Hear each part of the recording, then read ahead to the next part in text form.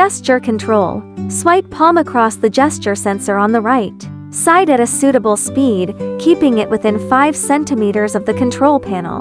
Power on. In standby mode, wave left to right across the right sensor to turn on the hood. Fan speed. In working mode, wave left to right across the right sensor to cycle through. Low, high, stir-fry speed. Power off. In working mode, wave right to left across the right sensor to turn off the hood. If delay shutdown is enabled, the first wave activates delay mode, wave again to shut down immediately. In standby mode, hold light and stir-fry for 3 seconds to turn gesture control on or off. Gesture control can be also enabled or disabled via the Smart Life app.